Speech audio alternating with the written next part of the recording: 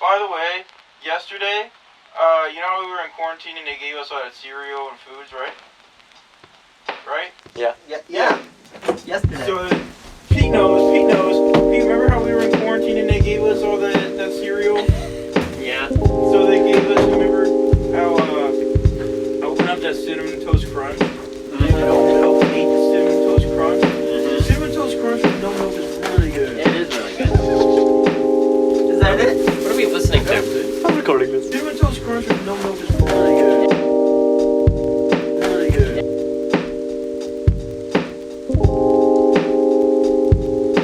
And they gave us all that cereal.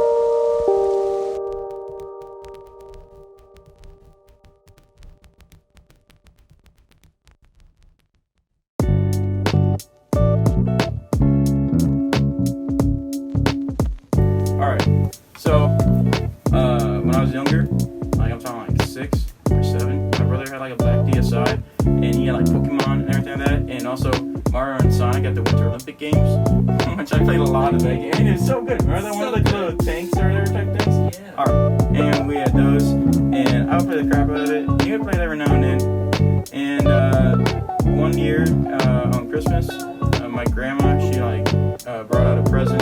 I opened it up, and it was a DSi carrying case. And literally on that job, I was like, wow, this is so cool.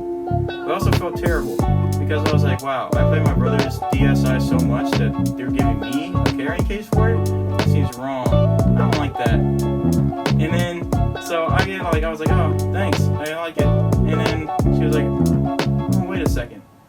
I think there's one more gift. And she goes upstairs and brings down a green DSi, and that was for me. And it was like awesome. The only problem though is that I went ahead, and so that's my story on why I like Yoshi so much.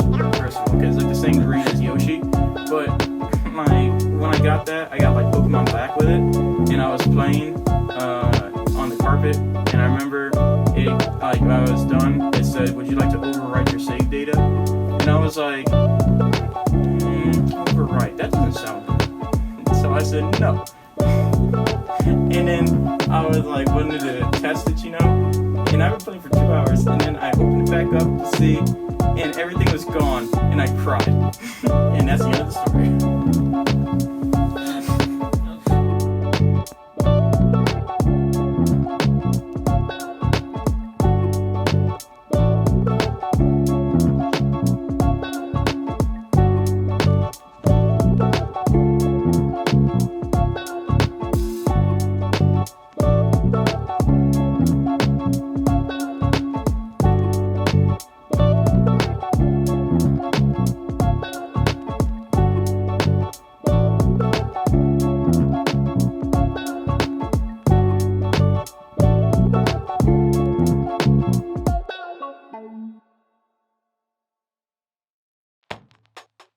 You could tell her about the time that she went to Hollywood Studios at Disney.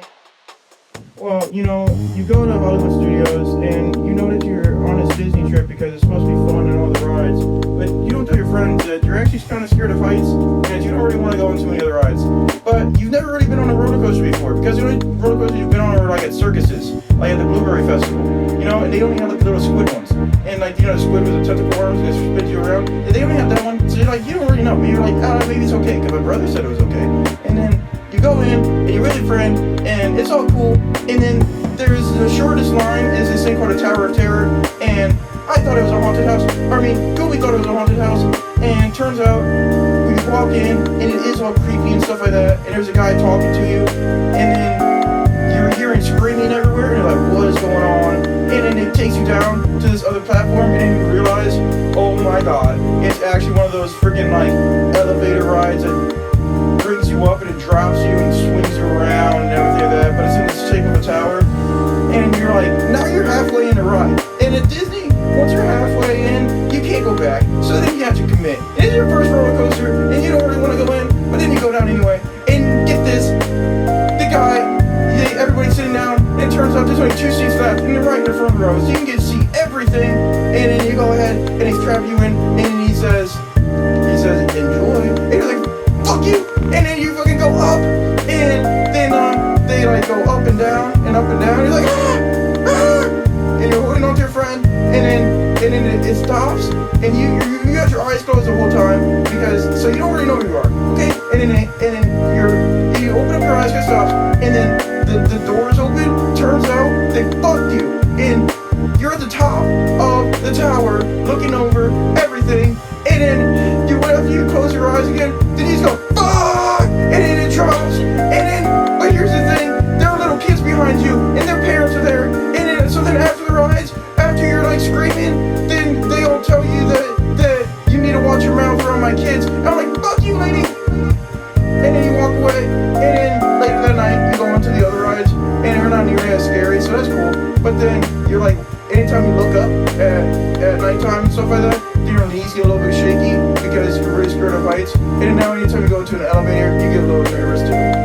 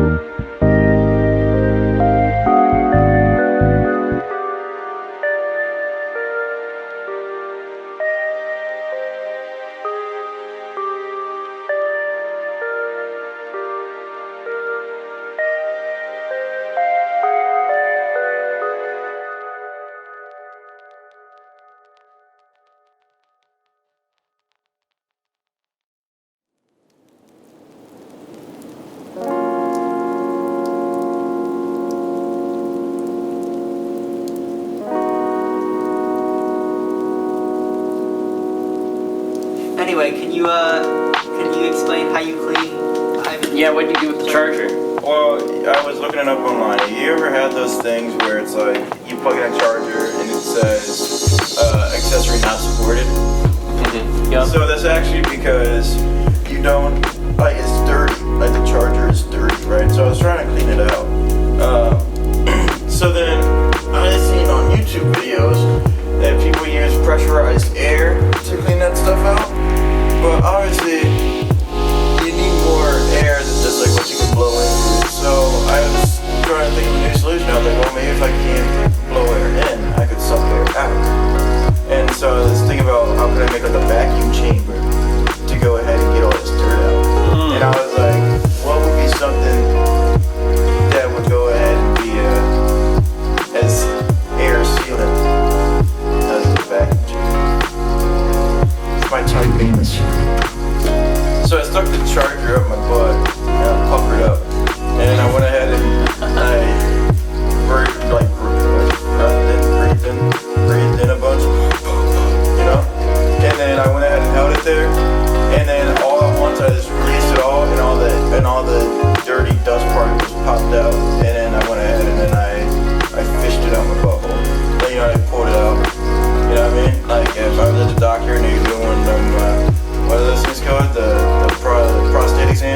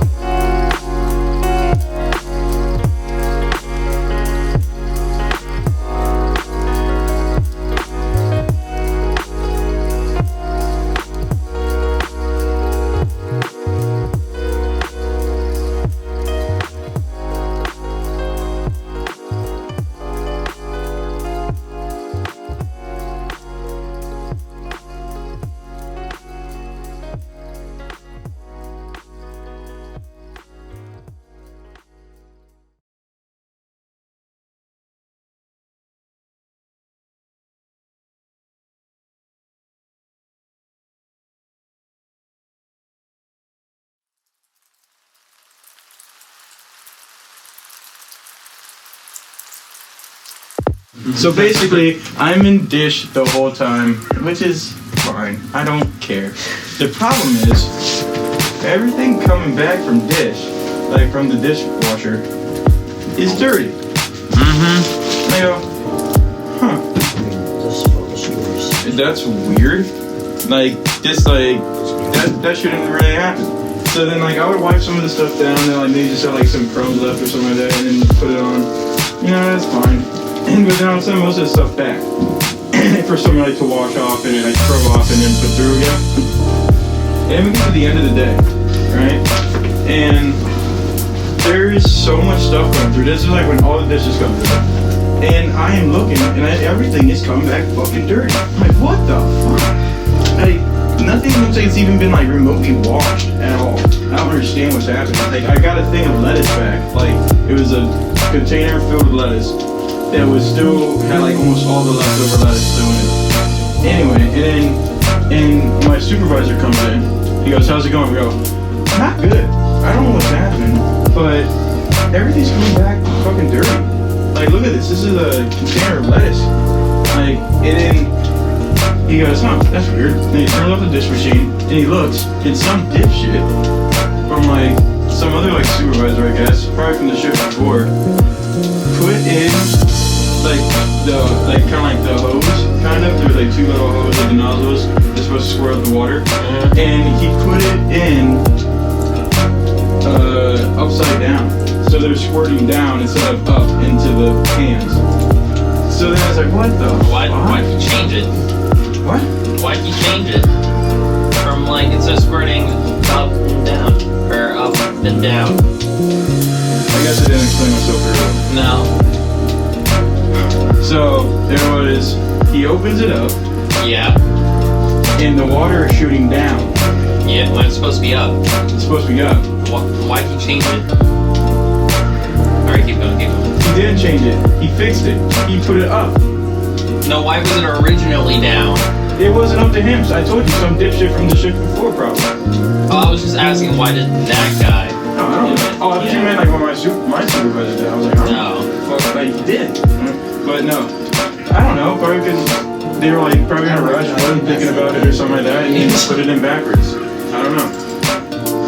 Not fucking. I don't have like that Jedi shit where you can like touch an object and see like all the fucking turmoil. But anyway, so he fixes it, and we wait for like 5 minutes, and it's already like 9:30. And then they start sending everything through, and everything gets fixed.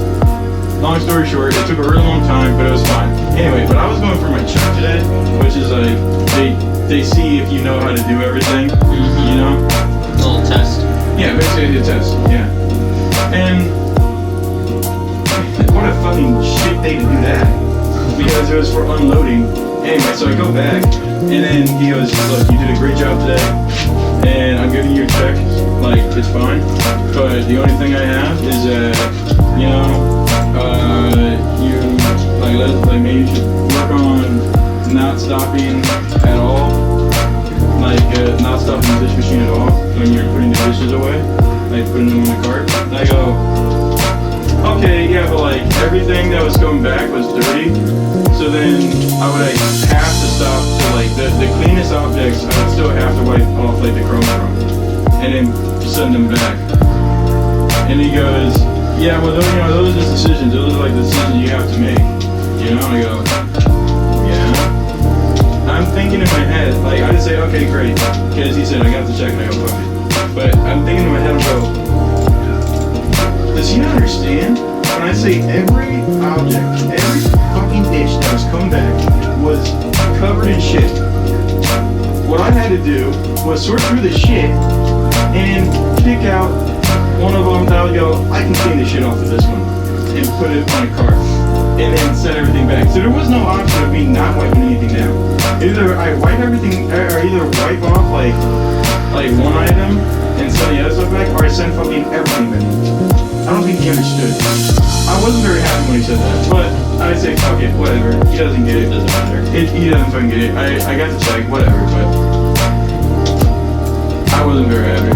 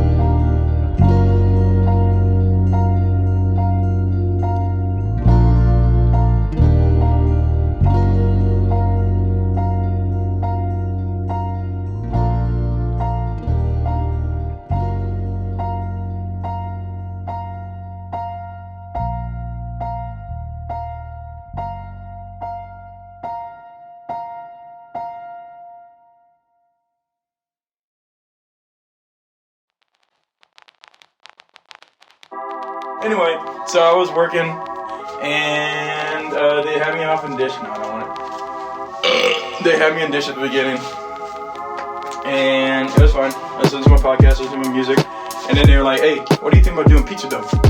I said, "Okay." So I walked in there, and I hadn't worked pizza dough for like 5 months. It's been a bit, and then I put it in like the roller, and I went, huh. Like came rolling through, and then all of a sudden, got right here through the first set of rollers, and then it started going back up again. And I went, what the hell? How are you gonna go back up? You're supposed to go down. I don't know how I did it. But anyway, and then I realized, whoa, it's going back up because it's going in between a little piece of metal. It's getting sucked down and stuff like that. Anyway, so it got sucked down in behind the machine. So there's like a thing of dough back there. And I like told the lady, I said, hey, the thing just sucked up the dough. She goes, ooh, they haven't had that happen in a while. And I went, okay, happened to me. First dough. That's like running the lottery right there. Anyway, and then she tried unscrewing it, and she couldn't get it, so she said, all right, well, we're just good at the end of the shift. And I went, knowing that I was not